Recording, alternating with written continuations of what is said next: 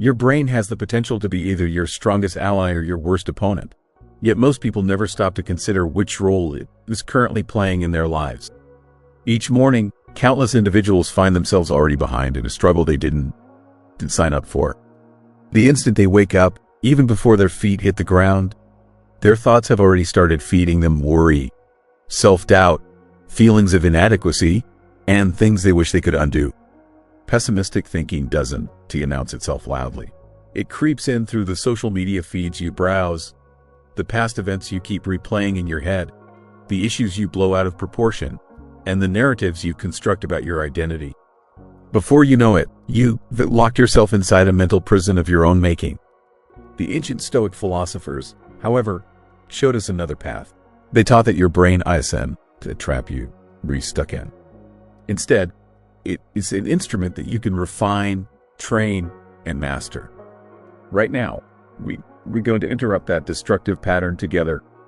I am about to walk you through 8 principles from Stoic philosophy that can eliminate pessimistic thinking from its source and help you rebuild your mental resilience from the ground up.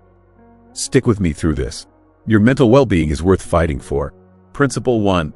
Question every thought that crosses your mind. Pessimistic thinking doesn't start with a catastrophe, getting turned down, or having a terrible day. It actually starts much more subtly. The instant you assume that every thought passing through your consciousness represents undeniable reality. Most people never see this hidden danger. Your brain constantly generates random mental impressions. Some stem from anxiety, others from past experiences, some from feelings of inadequacy, and some from complete fiction. But since these thoughts originate within us, we naturally assume they carry significance. We allow them to dictate our emotional state, our self-assurance, our choices, and ultimately, who we believe ourselves to be. The ancient Stoics identified this problem 2,000 years ago. Marcus Aurelius explained that your consciousness will present you with countless images, narratives, worries, and urges. But you are the one who decides which ones deserve your attention. For him, a thought wasn't an instruction that demanded obedience. It was simply a mental impression that required examination, scrutiny, and careful evaluation. Pessimistic thinking only gains strength when you embrace these impressions without questioning their validity. Consider how frequently you responded to something that wasn't even happening.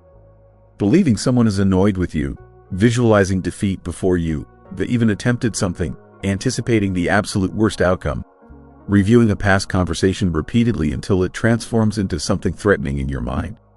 None of these situations are actually occurring. They only exist in how you choosing to understand them. Contemporary life intensifies this challenge. We bombarded with information, always in a hurry, perpetually anxious, and endlessly measuring ourselves against others. This constant mental chatter narrows the space between a thought and what is actually true. Without the self-discipline that Stoicism teaches, your brain turns into an unreliable storyteller, one that overstates risks, inflates minor concerns, and persuades you that the most negative interpretation is the most accurate one. And the more you permit these thoughts to run wild, the stronger their influence becomes. However, when you actively question a thought, you take back your power. Interrogate yourself.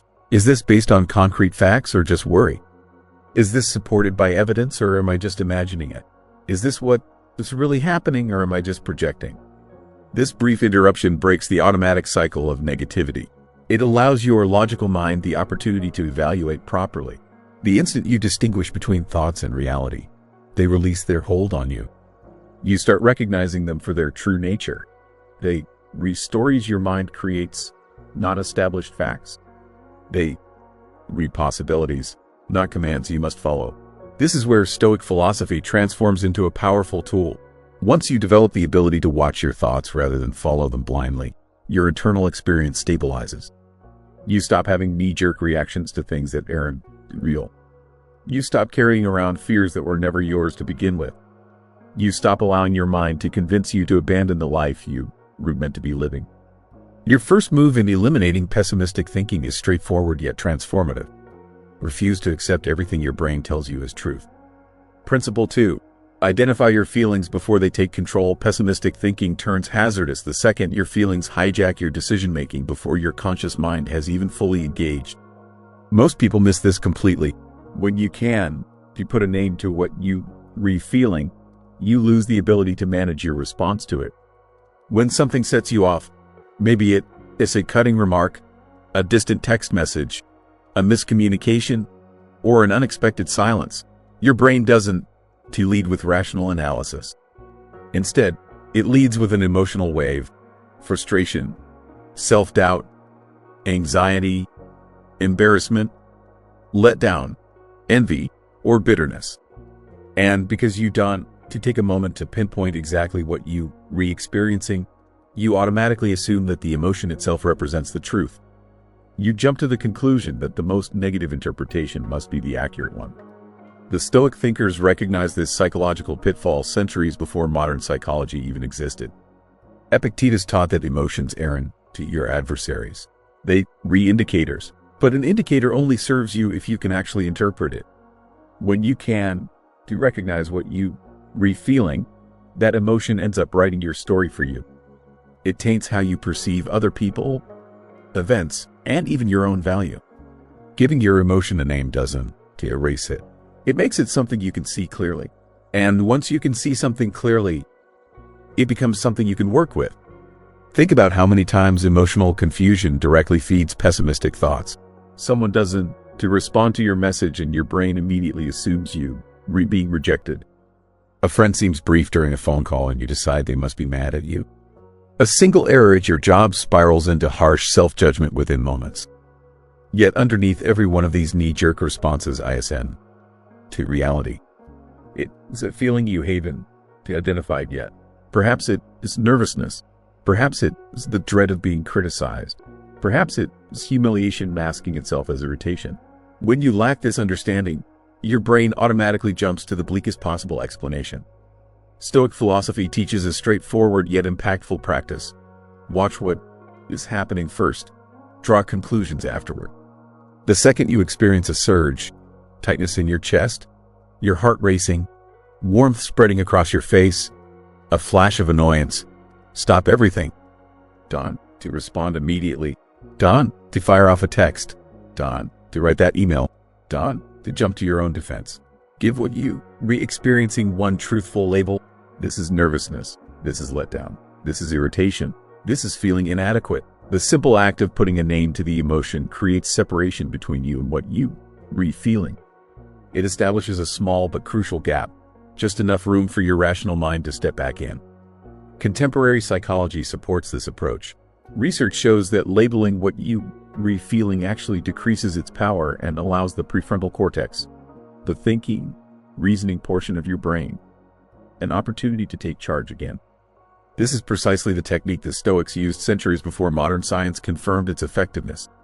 When you name what you re-feeling, you stop it from commandeering your thoughts. This principle is uncomplicated, yet it creates profound change. The moment you identify the emotion, you diminish its force. And once you reclaim authority over your inner experience, pessimistic thinking loses its forward drive. Keep this in mind whenever you re-feeling swamped or about to react impulsively. Put a name to it so you can control it. Principle 3. Anticipate difficulty so it can destroy you. Pessimistic thinking flourishes in one particular setting, the space between how you believe life should unfold and how life actually unfolds. When you anticipate everything to be easy, comfortable, predictable, and emotionally secure at all times, even the tiniest hiccup seems like a disaster. An unanswered message transforms into abandonment. A misstep transforms into total defeat. A demanding day transforms into thinking your entire existence is crumbling. The actual event ISN, what is crushing you? What is crushing you is how unexpected it feels. The Stoics removed this element of surprise. They grasped a basic reality. Life doesn't follow a script, and most suffering stems from fighting against this fact. Marcus Aurelius had a daily routine he performed each morning. Before getting out of bed, he would acknowledge to himself that he did run into self-centered individuals, overly emotional individuals, disrespectful individuals, unjust individuals, and unpredictable circumstances. He wasn't being pessimistic. He was being realistic and prepared. When the world behaved like the world actually behaves, he remained steady. He wasn't caught off guard, and because nothing shocked him, he didn't sink into negativity. Mental preparation is the psychological shield most people forget to construct. When you operate under the assumption that everything should work in your favor, every challenge registers as a personal assault. But when you anticipate roadblocks, problems turn into data points instead of tragedies. Struggle becomes practice instead of punishment. Rather than descending into pessimistic thoughts, you recognize hardship as a standard element of being human. Nothing more, nothing less.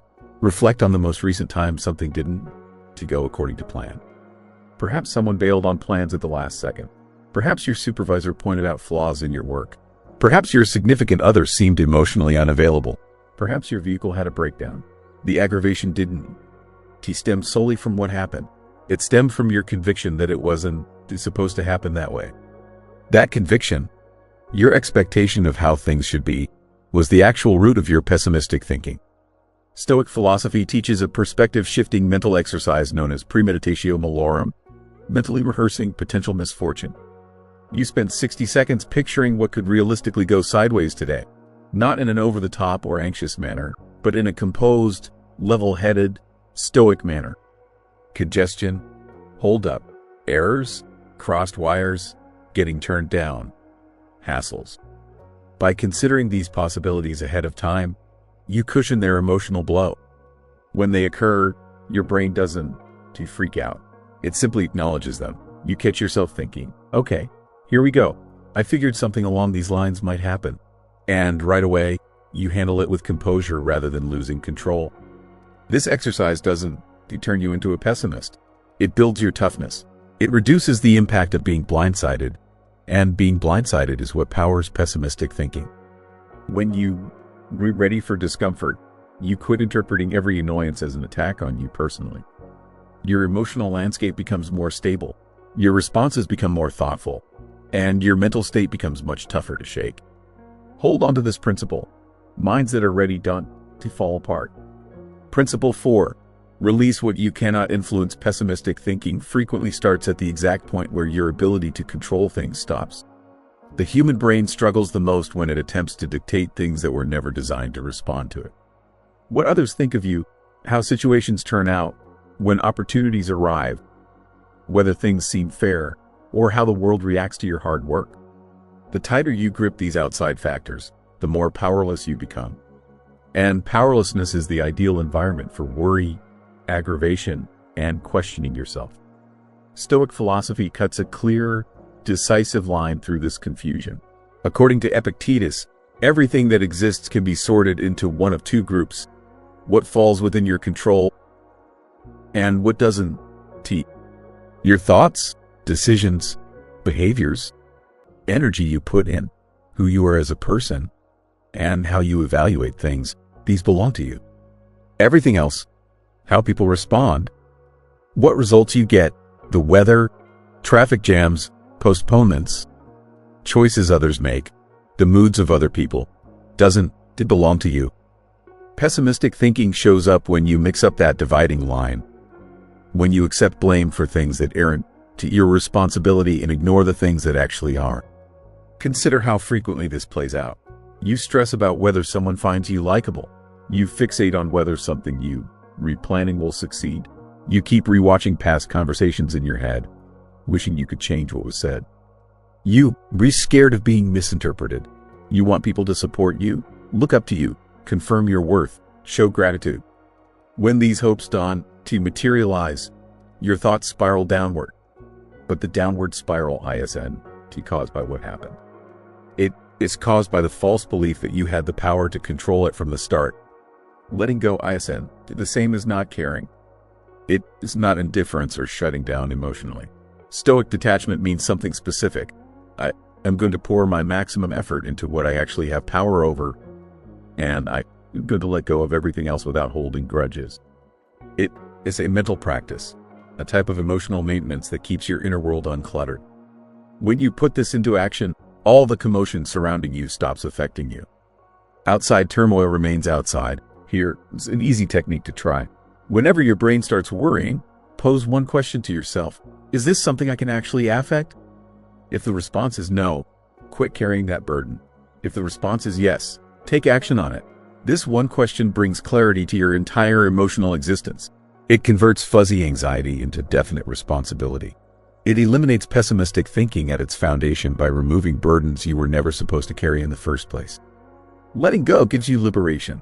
Without this ability, every obstacle registers as a personal defeat. With this ability, obstacles become neutral occurrences you handle with a clear head instead of fear.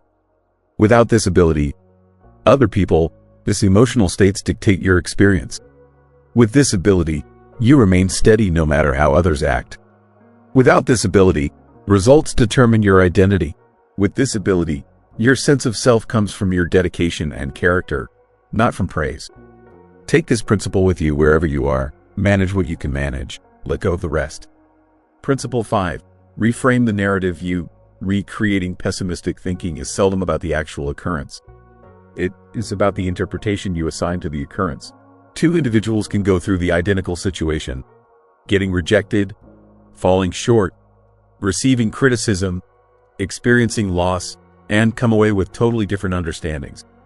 One individual interprets it as confirmation that they are inadequate. The other individual interprets it as an invitation to improve. The situation itself is identical, but the inner interpretation changes everything, and most of the pain you hold onto stems from an interpretation you never examined. The Stoics recognized this well before contemporary psychology labeled it. Epictetus expressed it this way: you aren't troubled by what happens, but by how you think about what happens. Put another way, the occurrence itself carries no inherent meaning. You are the one supplying the meaning, but when your brain already tilts toward negativity, that meaning gets warped. You tumble into storytelling patterns where minor setbacks turn into personal convictions of worthlessness, and regular challenges turn into proof that existence is working against you. Consider the narratives you've constructed for yourself lately. I came up short because I lack intelligence. They ignored me because I don't matter to them.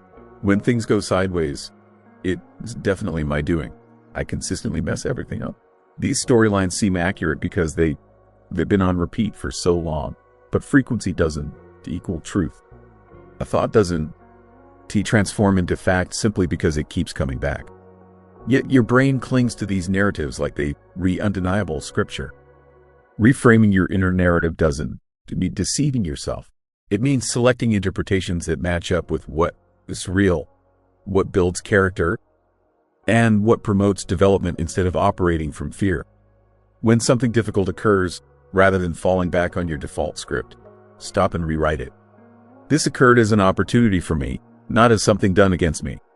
This obstacle is teaching me something, not punishing me. How they reacted says something about them, not about me. I can extract lessons from this without tearing myself down. These revised narratives don't eliminate the discomfort, but they prevent it from contaminating your sense of who you are. The narratives you construct about yourself determine your self-assurance, your choices, and your emotional strength. If the story running in your head is critical and merciless, you're going to experience a reality that seems critical and merciless. But if the story running in your head is rooted in understanding and self-control, you transform into someone who views obstacles as chances for growth instead of dangers. Stoic philosophy encourages you to take the role of author in your own life, not just a passive participant. You get to pick the meaning, you get to pick the perspective, you get to pick the interpretation that builds you up instead of one that creates suffering. This is the method for destroying pessimistic thinking at its source, by reclaiming control over your internal narrative. Remember this: alter the narrative, and you alter what happens next. Principle 6. Construct a brain protected by self-control. Pessimistic thinking doesn't just spring from emotional scars or things that happened in your past. It also flourishes in mentally weak, unstructured environments. A disorganized brain becomes an anxious brain. A disorderly routine produces a disorderly internal experience. When your daily life has no framework, your thoughts occupy the vacant space with catastrophic predictions, feelings of inadequacy, and manufactured problems. Self-control isn't just about getting things done or forming habits. It's about safeguarding your mental territory from sliding into bleakness. The Stoics looked at discipline as a method of internal construction. Marcus Aurelius began every single day with a pattern of writing, contemplation, and mental readiness. Seneca deliberately practiced voluntary discomfort to develop strength well ahead of when difficulties showed up. Epictetus anchored himself through daily self-evaluation so his thoughts wouldn't drift into uncontrolled areas. They all understood that a structured lifestyle produces a structured mind, and a structured mind almost never collapses into negativity. Take a hard look at your own patterns. When your sleeping pattern is all over the place, your thoughts turn anxious. When you dawn to get your body moving, your feelings become stuck. When you take in excessive amounts of social media, your sense of value gets chipped away. When your physical space is cluttered, your brain reflects that disorder. Pessimistic thinking takes root wherever order is missing. It expands in the vulnerable spots of your day, the aimless periods, the endless scrolling sessions, the late-night mental spirals, the impulses you never check. Stoic self-control isn't about being flawless. It is about being consistent with your values. It is selecting small, deliberate actions that reinforce your mental groundwork. This might look like establishing a morning sequence that establishes your mindset, making space for contemplation, cutting back on exposure to distractions, or dedicating yourself to one challenging task every day. Self-control reduces the mental territory where negativity can take shelter. Rather than living on autopilot and just reacting, you live with purpose. Rather than drifting aimlessly, you create stability for yourself. Current scientific research supports this concept. Established patterns decrease the mental exhaustion from making decisions, settle down your nervous system, and boost your feeling of being in control. 3 elements that dramatically decrease loops of pessimistic thoughts. Your brain experiences more security when it has predictability, and a secure brain functions more clearly. Creating a self-controlled mind also means keeping the commitments you make to yourself. Each time you tell yourself you're going to do something and then actually do it, you build up your sense of identity. You turn into a person you can rely on, and someone who relies on themselves doesn't easily fall into spirals of fear or harsh self-judgment. This principle isn't flashy, but it could be the most critical one. You can eliminate pessimistic thinking through positive wishes alone. You eliminate it through organization, routine, and treating yourself with dignity on a daily basis. A self-controlled mind turns into a stronghold, one that negativity has a hard time breaking into. Hold tight to this reality. A self-controlled mind doesn't suffer much. Principle 7. Quit filling your brain with garbage. Pessimistic thinking doesn't just materialize from thin air. It develops from what you take in, what you view, what you read, what you listen to, and what you keep around you. Most people don't realize just how influential this input really is. They question why they were feeling stressed, furious, swamped, or doubtful about themselves, but they never look at the steady stream of mental garbage they re-ingesting daily. Just as your body reflects what you eat, your brain reflects what it takes in. And in the current world, most brains are being flooded with garbage. Stoic philosophy instructs that you need to protect your focus like it is a castle under siege. Marcus Aurelius reminded himself not to squander mental resources on things that hold no importance. Seneca called out people for being scattered all over the place, except being present with their own selves. Their point was the same. Your focus is your most precious resource, and whatever steals it will steal your inner calm. Examine your everyday surroundings.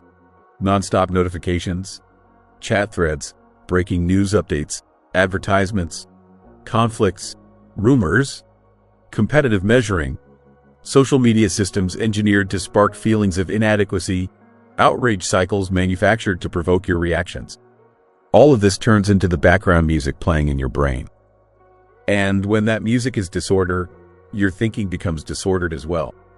Pessimistic thinking takes off in environments of sensory overload because your brain never receives the chance to recover, contemplate, or digest information. It's constantly reacting, never just watching. Think about your mental state after an hour of scrolling. More drained, more on edge, more critical of yourself, more certain that everybody else is more content, wealthier, better looking, or more accomplished. That is not random. That is what happens when you feed your brain noise rather than mental clarity. When your head is crammed with noise, it automatically goes to fear, comparison, and beating yourself up. The Stoic approach is deliberate intake. Select what gets into your mind the same way you deselect who gets into your house, with standards, limits, and conscious awareness. Design your online environment intentionally. Stop following accounts that wear you down. Quit reading comment areas that contaminate your mental state. Keep news consumption limited to what is actually necessary.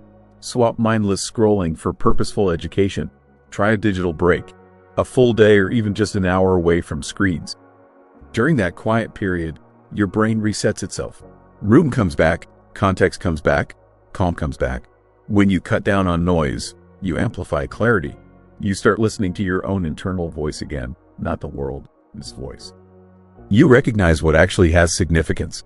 You respond less automatically. You make smarter choices. You think with more logic, and your emotional experience becomes more peaceful because it's not being yanked in 1,000 different ways. Principle 8. Put your principles above your feelings.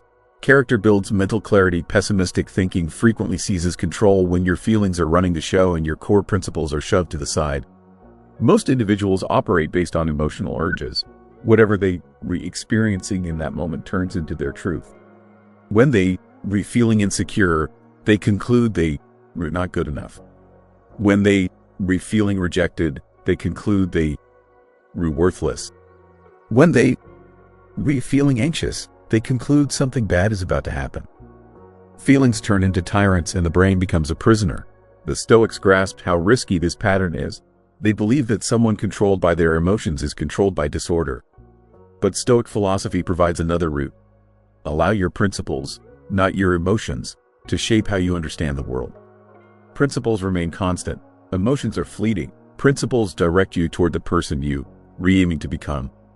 Emotions only show you how you re-feeling at this exact second. When you base your life on principles, you get your clarity back. You quit giving temporary emotions lasting influence. The Stoics constructed their whole philosophy around 4 fundamental virtues: thoughtfulness, bravery, fairness, and moderation. These weren't just theoretical concepts. These were hands-on instruments for thinking with clarity when under stress.